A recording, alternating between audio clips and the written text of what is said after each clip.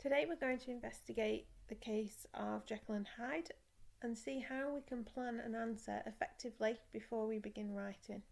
We're going to be taking a look at this extract, so if you've got this available as a copy, then have that in front of you. If not, just a piece of paper and a pen to jot down some key notes will be really helpful for you.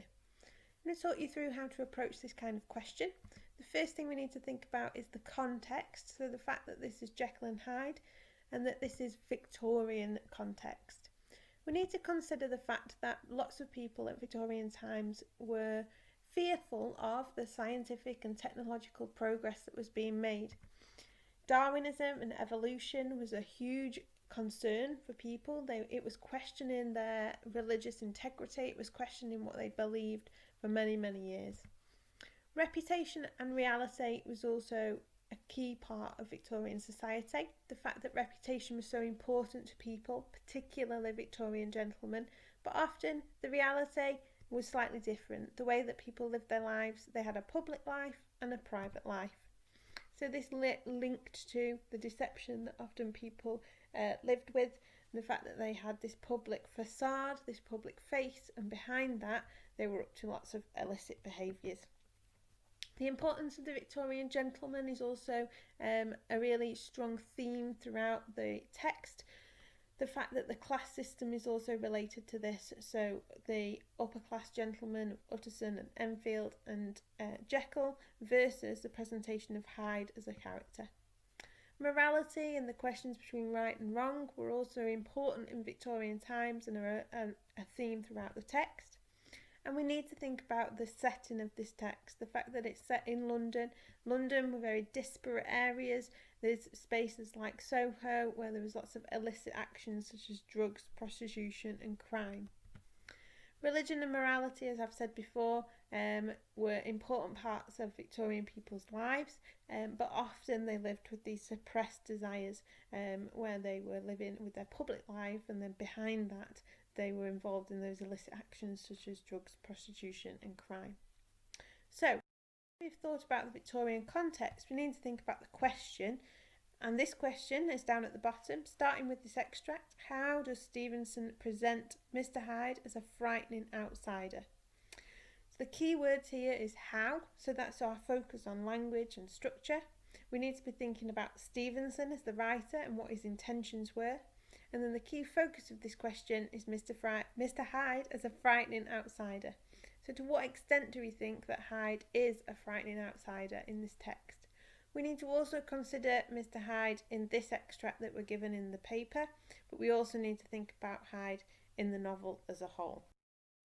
So if we do go back up to the top and take a look at where this extract's from, it's from chapter 2, and we need to think about what comes before and what comes after. So in chapter 1 of the text, it's the story of the door, we find out the story about how Hyde trampled calmly over the girl. We find out, therefore, that lots of people might be fearful of Hyde, and we as a reader might be fearful of Hyde already.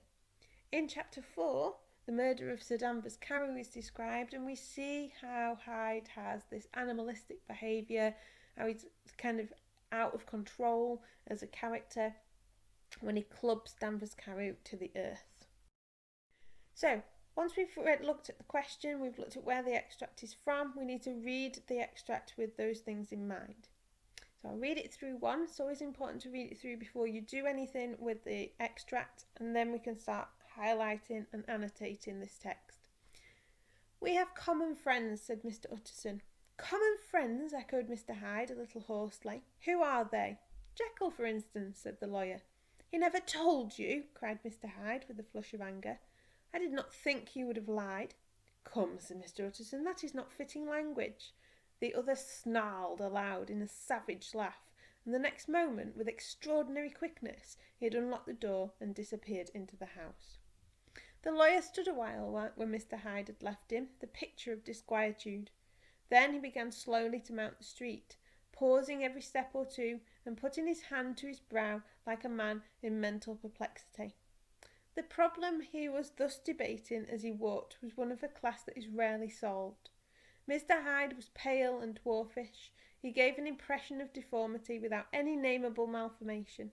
He had a displeasing smile. He had borne himself to the lawyer with a sort of murderous mixture of timidity and boldness.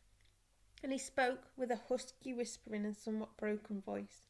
All these were points against him, but not all of these together could explain the hitherto unknown disgust, loathing, and fear with which Mr. Utterson regarded him. There must be something else, said the perplexed gentleman. There is something more, if I could find a name for it. God bless me, the man seems hardly human. Something troglodytic, shall we say? Or can it be the old story of Dr. Fell? Or is it the mere radiance of a foul soul that thus transpires through and transfigures its clay continent? The last, I think, for, oh my old Harry Jekyll, if ever I read Satan's signature upon a face, it is on that of your new friend. So before we go forward, if you need to pause the video, take a look back at what we've discussed so far. The next part of the video, we're going to unpick this extract in more detail. Before we start thinking about the extract, we need to refer to the rest of the text and start thinking about how elements of the extract might refer to key points in the story.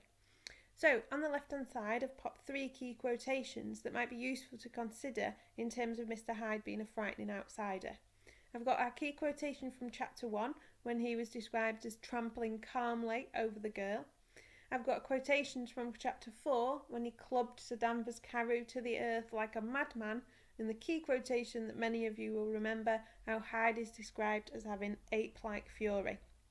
So if we start to investigate the extract, we can start to think about how we might link to those 3 key quotations. Here I've highlighted some key words, some key phrases in the extract that I think will be useful for us to consider in terms of how Hyde is being presented as a frightening outsider. At the top, we've investigated how Mr. Hyde echoed what Utterson was saying, but a little more hoarsely than Utterson did. So he's repeating Utterson's ideas, but it's not as clear, and perhaps he is not of the same standing as Mr. Utterson. Here we've got the fact that Mr. Hyde cried with a flush of anger, which suggests that he might find it difficult to control his emotions, and this metaphor would be useful in thinking about how he might end up being an outsider, or he might end up being seen as being frightening because his emotions are difficult to control. This animalistic imagery with snarled and savage is also really important in terms of how Hyde might be seen as frightening. He's got this inhuman characteristic, this animalistic perception from other characters, which shows that he might be vicious, he might be unprovoked, and therefore he's quite fearsome. Next up, I've highlighted the reaction that Mr. Utterson has to seeing Hyde and speaking to Hyde. So we've got this idea that the picture of disquietude, this metaphor, shows how upsetting it is that when you see Hyde and how traumatic that might be. The key quotation about how Mr. Hyde is described, being pale and dwarfish. In Victorian society, being pale was often seen as a sign of wealth, that you don't have to work outside, that you spent your days inside, sheltered from the sun, and so that showed that you were of a higher social standing than other people. However, it could also be seen to be a sign of his power or his health or lack thereof. So that's important to consider those 2 sides of that key adjective. Dwarfish, another key quotation that links with the context of Darwinism, the idea of being underdeveloped, and linked to the following word of deformity, that Mr. Hyde isn't quite developed into this typical, strong, powerful Victorian gentleman that we might normally expect to see.